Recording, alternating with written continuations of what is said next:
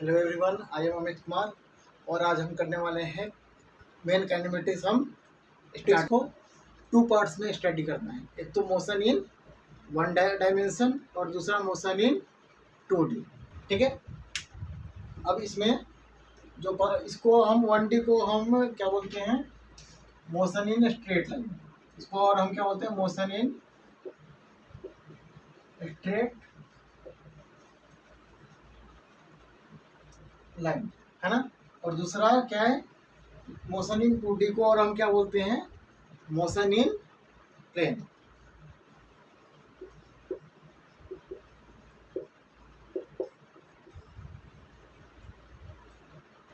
One dimensional motion का example क्या होता है,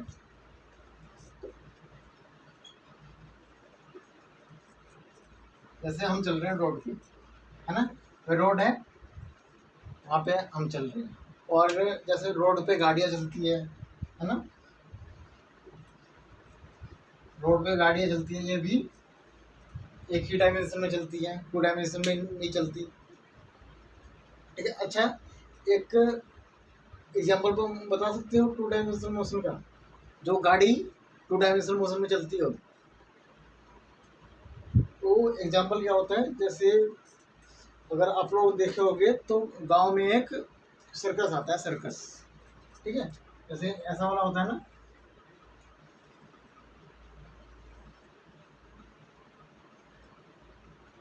तो जैसे लोग जो है स्टंट दिखाते हैं, पैसों के लिए क्या करते हैं वो लोग, स्टंट दिखाते हैं। वो गाड़ी को इस पे चढ़ा देते हैं स्लोप पे और पूरा राउंड राउंड घुमाते हैं, ऐसे पूरा राउंड राउंड घुमाते हैं। तो इस केस में बोल सकते हैं कि गाड़ी भी कभी कभी रेयर केस में 2 डायमेंशन में चलती है।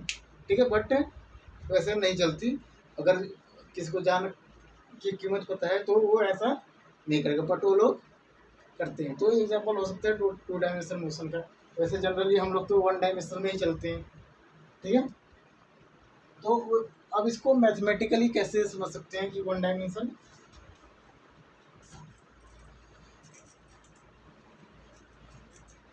जैसे हम 1 डायमेंशन में चल रहे हैं तो जनरली हम एक्स एक्सिस में चलते हैं, है ना, या फिर वाई एक्सिस में। जब इधर चलेंगे तो एक्स एक्सिस में मोशन अलोंग हॉरिजॉन्टल, है ना। अगर मान लो आप यहाँ पे, है ना, तो आप अलोंग एक्स एक्सिस चल रहे हो टाइम के साथ, टाइम के रिस्पेक्ट में अलोंग एक्स एक्सिस चल रहे हो। तो यहाँ पे क्या हो रहा है, मान लो आप 0,0 पे हो, है ना, 0,0 पे हो कि कोई बॉल है, हमने इसको यहाँ से फेंका, ओरिजिन से, फ्रेम ऑफ रेफरेंस से हमने अपवर्ड डायरेक्शन में फेंका। तो इनिशियली वो क्या था, 0,0 पे होगा, फिर 0,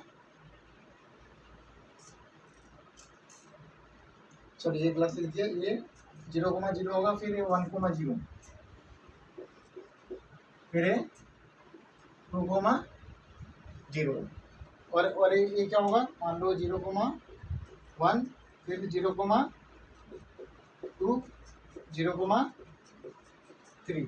अब आप लोग देख रहे हो कि जब हॉरिजॉन्टल में चल रहा है तो सिर्फ एक्स कोऑर्डिनेट चेंज हो रहा है, और जब वर्टिकल में चल रहा है तो सिर्फ वाई कोऑर्डिनेट चल रहा है, चेंज हो रहा है। ठीक है। तो ये दोनों एग्जांपल हैं। ये हमने यहाँ पे बॉल लिया था और यहाँ पे कोई आदमी ले लिया, हम ही होंगे, है ना। तो ये क्या है, मोशन इन स्ट्रेट लाइन, या तो एक्स डायरेक्शन में चलेगा या फिर वाई डायरेक्शन में अपना पोजीशन चेंज करेगा फ्रेम ऑफ रेफरेंस के रेस्पेक्ट में। अब हम समझते हैं डिस्टेंस क्या होता है, distance and displacement, distance and displacement.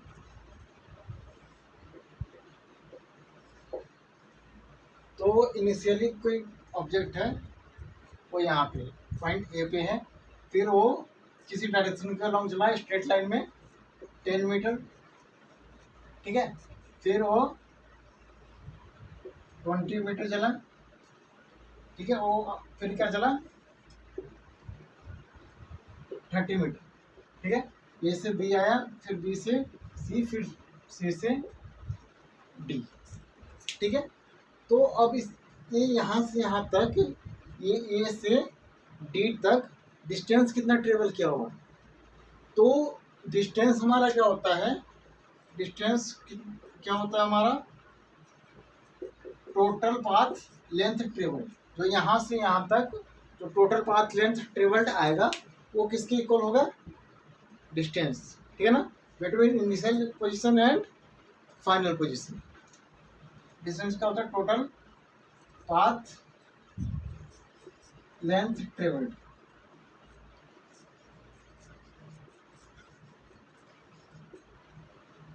ठीक है, तो यहाँ पे डिस्टेंस क्या जाए,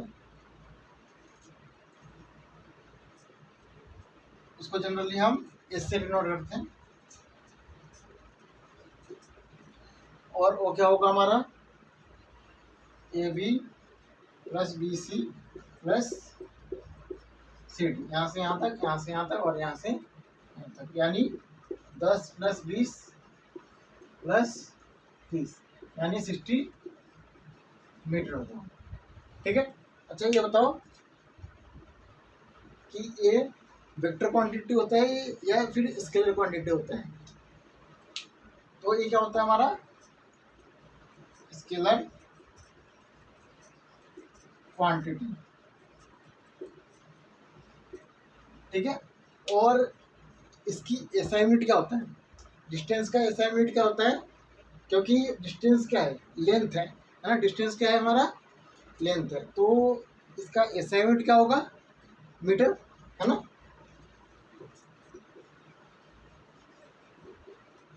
अच्छा, इसका डायमेंशन क्या होगा, डिस्टेंस का डायमेंशन क्या होगा,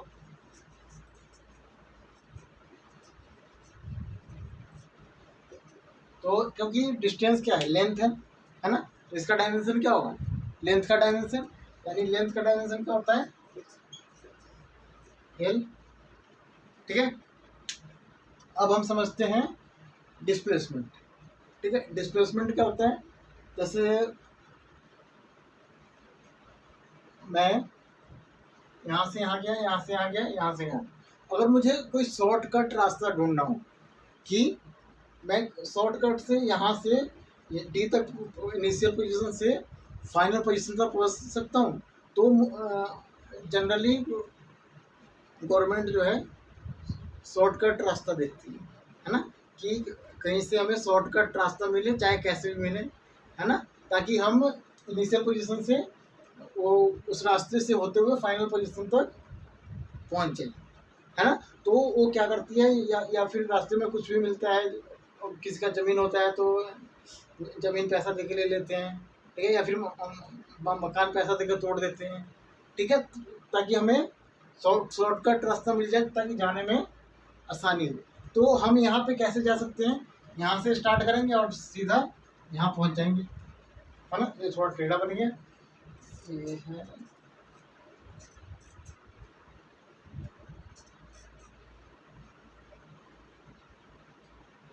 ठीक है। तो ए से डी तक, यानी हमारा डिस्प्लेसमेंट क्या होगा, ये वाला रास्ता, ठीक है, यहाँ से यहाँ तक जो, तो इसका मतलब क्या है, डिस्प्लेसमेंट क्या होता है, जो शॉर्टेस्ट डिस्टेंस इनिशियल से फाइनल पोजीशन तक जो होता है उसे हम क्या बोलते हैं, डिस्प्लेसमेंट। ठीक है, तो डिस्प्लेसमेंट क्या होता है,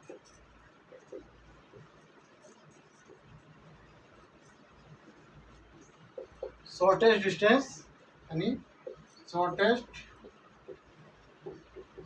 distance between initial and final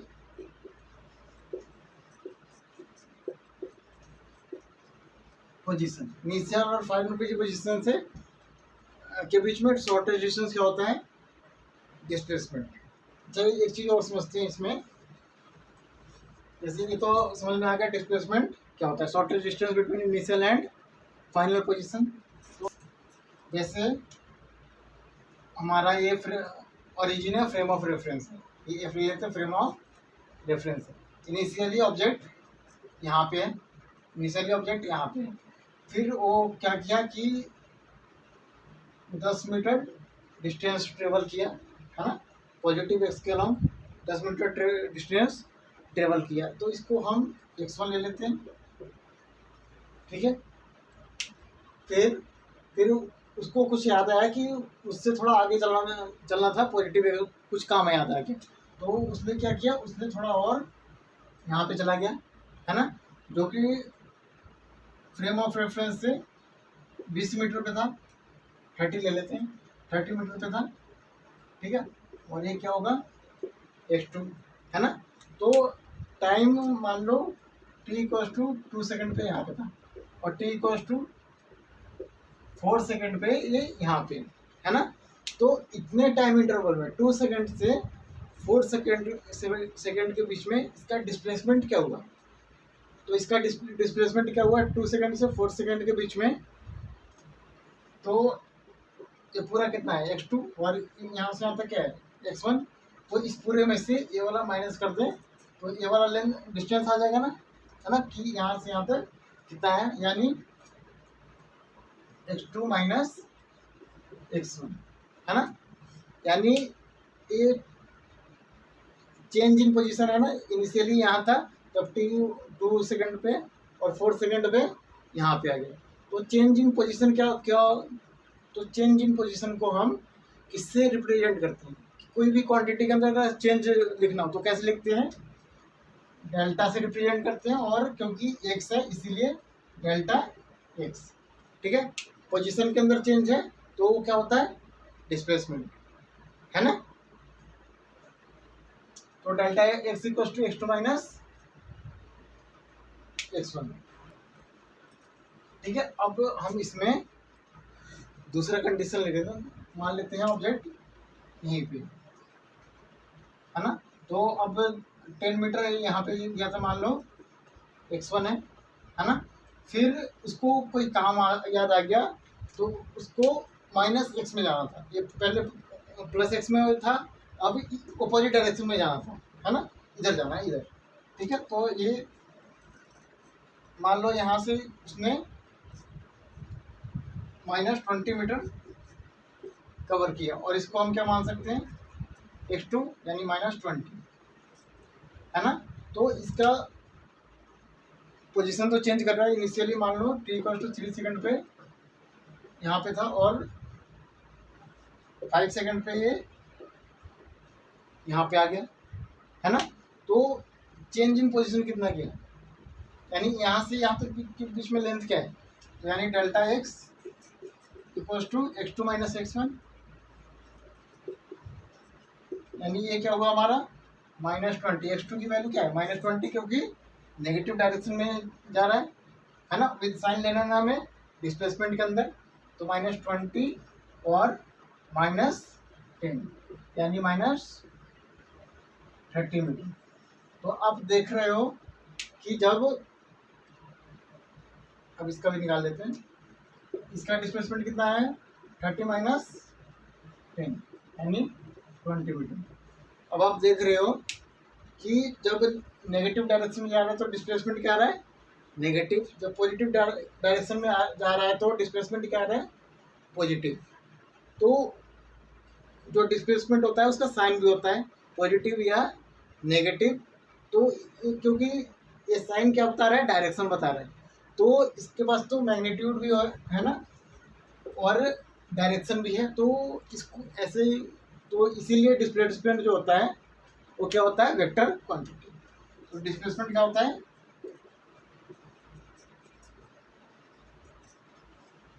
vector quantity होता है, क्यों, क्योंकि इसके पास मैग्नीट्यूड भी है और डायरेक्शन भी है,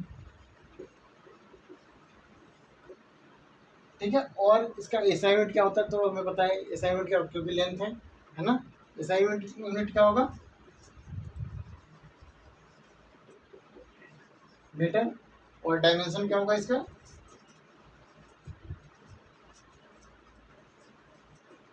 डायमेंशन क्या होगा एल, ठीक है। लाइन में average speed and average velocity, ठीक है। तो सबसे पहले हम करते हैं एवरेज स्पीड। जैसे एवरेज स्पीड क्या होता है, जैसे आप यहाँ पे खड़े हो, है ना, कोई पार्टिकल जो है यहाँ पे t=0 पे ये यहाँ पे है ना, और कुछ इसने चलना स्टार्ट किया, यहाँ पे गया, यहाँ पे गया, है ना, तो ए से बाया बी सी तक जाएगा, तो कुछ ना कुछ इसका पाथ लेंथ होगा, है ना। मान लेते हैं 10 मीटर चला और ये 20 मीटर चली, है ना, तो इसका पाथ लेंथ क्या आएगा, और मान लेते हैं t=0 पे यहाँ पे था, t=8 सेकेंड पे यहाँ पे आ गया, है ना, तो इसका पाथ लेंथ क्या आएगा, पाथ लेंथ क्या आएगा 10 + 20 यानी 30 मीटर, है ना। और टाइम इंटरवल क्या आ रहा है, टाइम इंटरवल यानी t2 - t1 यानी 8 - 0 यानी 8, है ना। तो एवरेज स्पीड क्या होता है, total path length divided by time interval. तो एवरेज स्पीड क्या होता है, टोटल पाथ लेंथ यानी distance travelled divided by time interval. तो यहाँ पे क्या हो जाएगा स्पीड, इसको डी एवरेज दे देते हैं, तो वो क्या जाएगा 30 टोटल पाथ लेंथ है डिवाइड बाय टाइम यानी 15/4 हो जाएगा, है ना, और ये 7.5/2 और ये 3.25 आएगा यानी 3.25। अब इसकी एसआई यूनिट क्या होगी, एसआई यूनिट क्या होगी, मीटर पर सेकंड। क्यों, क्योंकि पाथ लेंथ यानी distance travel divide by time, तो ये तो मीटर में होगा, है ना, पाथ लेंथ है और डिवाइड बाय टी सेकंड में, है ना, यानी मीटर पर सेकंड, ठीक है। अब तो आपको पता चल गया एवरेज स्पीड क्या होता है। अब हम करते हैं मेन, ये है एवरेज वेलोसिटी। तो अब एवरेज वेलोसिटी क्या होता है, जैसे मान लो आप फ्रेम ऑफ रेफरेंस आपका यहाँ पे इनिशियली x1 पे हो और फाइनली फ्रेम ऑफ रेफरेंस से x2 पे चले गए, है ना, और ये टाइम t1 है और ये टाइम t2 है। तो x1 की वैल्यू ले लेते हैं एग्जांपल के लिए 10 मीटर और ये 30 मीटर ले लेते हैं, और t1 की वैल्यू लेते हैं 2 सेकेंड और t2 की वैल्यू 4 सेकेंड ले लेते हैं, है ना। तो यहाँ से यहाँ तक डिस्प्लेसमेंट कितना हुआ, डिस्प्लेसमेंट कितना हुआ, तो डेल्टा x क्या होगा x2 - x1, है ना। तो ये क्या होगा हमारा 30 - 10 यानी 20 मीटर। और डेल्टा टी क्या आएगा, डेल्टा टी =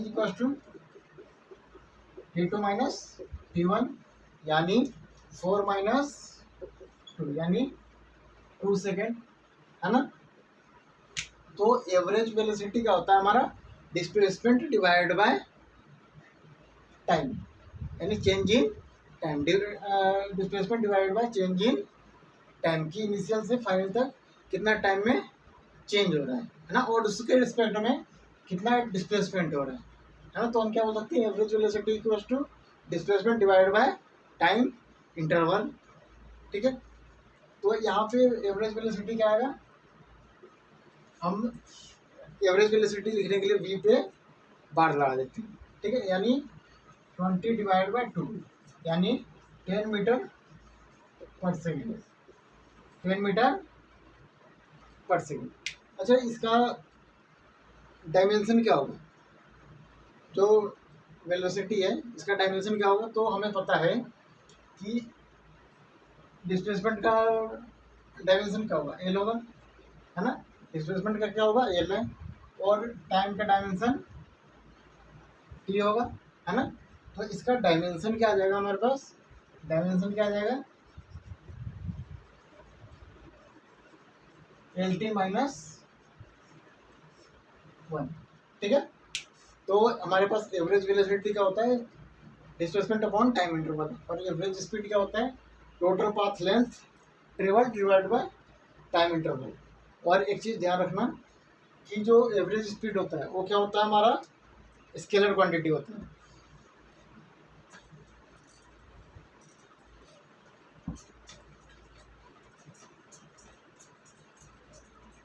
एवरेज स्पीड क्या होता है, हमारा स्केलर क्वांटिटी होता है। क्यों? क्योंकि इसका सिर्फ मैग्नीट्यूड होता है, ठीक है, स्केलर क्वांटिटी होता है। और एवरेज वेलोसिटी क्या होता है, वेक्टर क्वांटिटी होता है। एवरेज वेलोसिटी क्या होता है, वेक्टर क्वांटिटी होता है।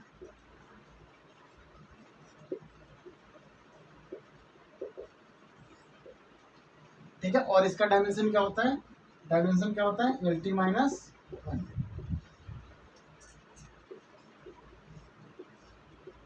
और SI यूनिट क्या होता है इसका, SI यूनिट क्या होता है,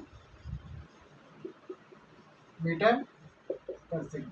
और इसका डायमेंशन जो, क्योंकि लेंथ डिवाइड बाय टाइम है ना, तो इसका भी डायमेंशन सेम ही आएगा।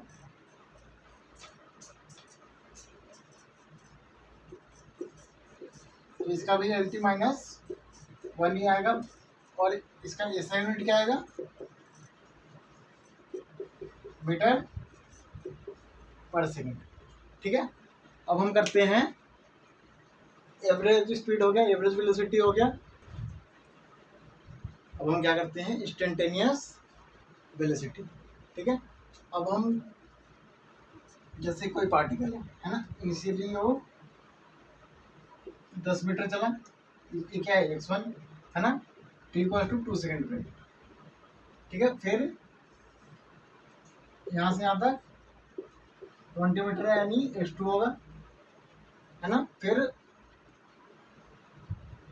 हम एक ऐसा पॉइंट लेते हैं, ठीक है, जहाँ पे मान लो 2.5 सेकेंड है ना।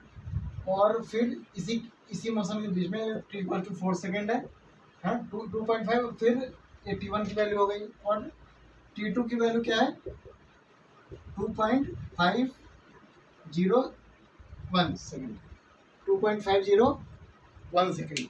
तो इन दोनों टाइम इंटरवल के बीच में अगर एवरेज वेलोसिटी निकालें, है ना, अगर ये दोनों टाइम इंटरवल के बीच में हम एवरेज वेलोसिटी निकालेंगे तो क्या आएगा, v एवरेज = डेल्टा x, यहाँ से यहाँ तक क्या होगा, डिस्प्लेसमेंट डेल्टा x, और चेंज इन टाइम क्या होगा, डेल्टा t, यहाँ से यहाँ तक के बीच में, यानी डेल्टा t की वैल्यू क्या होगी, t2 - t1, है ना। और डेल्टा x की वैल्यू x2 - x1। ठीक है, तो इन दोनों जो टाइम इंटरवल के बीच में एवरेज वेलोसिटी आएगी वो क्या आएगी, delta x by delta t, है ना। अब अगर हम इसको ध्यान से देखें तो डेल्टा t कितना है, डेल्टा t यहाँ पे कितना है, t2 - t1, है ना, यानी 2.501 - 2.50, है ना। तो इन दोनों को अगर माइनस करें, इन दोनों को अगर माइनस करें तो क्या आएगा, 0.001, है ना। तो हमारे पास डेल्टा टी की वैल्यू क्या आ गई, 0.001 सेकेंड, है ना। तो ये जो वैल्यू है बहुत ही जीरो के पास है ना। अगर इसको हम राउंड ऑफ करें तो अप्रोक्सीमेटली 0 हो जाएगा, यानी ये किसको अप्रोच कर रहा है ना, 0 को अप्रोच कर रहा है। ये डेल्टा टी किसको अप्रोच कर रहा है, 0 को। तो हम इस केस में क्या लगा सकते हैं, लिमिट लगा सकते हैं, यानी थोड़ा इसमें हमें लिमिट यूज करना पड़ेगा मैथमेटिक्स का। ठीक है, तो लिमिट लगा सकते हैं, limit delta T tends to 0, v average = क्या होगा, limit delta T tends to 0, delta x by delta t, है ना। अब ये जो एवरेज वेलोसिटी है हमारा बहुत ही स्मॉल टाइम इंटरवल के लिए, ये जो एवरेज वेलोसिटी है बहुत ही स्मॉल टाइम इंटरवल के लिए, इसको हम क्या बोलते हैं, इंस्टेंटेनियस वेलोसिटी, इसको हम क्या बोलते हैं, इंस्टेंटेनियस वेलोसिटी। ठीक है, तो हमारा ये आ गया। अब तो ये क्या, limit delta T tended to 0 delta X by delta T. तो अब हमने निकाला था ना, तो लिमिट था तो हमने इंस्टेंटेनियस भी लिख दिया, limit delta T tend to 0 delta X by delta T. अब इसका हमें एक्सप्रेशन पता है ना कि अगर मैथमेटिक्स में लिमिट में अगर limit delta X tend to 0 होता है ना, limit delta X tend to 0 होता है अगर हमें delta Y by delta X है ना, तो क्योंकि डेल्टा एक्स जो है 0 को अप्रोच कर रहा है ना, तो ये किस में कन्वर्ट हो जाएगा पूरा वैल्यू, ये पूरा वैल्यू किस में कन्वर्ट हो जाएगा, क्योंकि डेल्टा एक्स बहुत ही स्मॉल है तो डिफरेंशियल में कन्वर्ट हो जाता है, D Y by D X में कन्वर्ट हो जाता है, डिफरेंशियल में D Y by D X. ठीक है, तो इसको भी हम डिफरेंशियल में कन्वर्ट कर सकते हैं ना, तो यहाँ पे y की जगह पे क्या है, x है ना, तो लिख सकते हैं हम D X by D T, है ना। तो एक क्या होता है हमारा instantaneous velocity in differential form, है ना, इंस्टेंटेनियस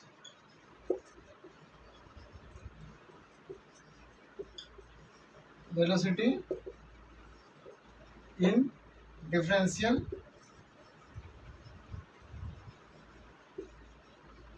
फॉर्म। ठीक है,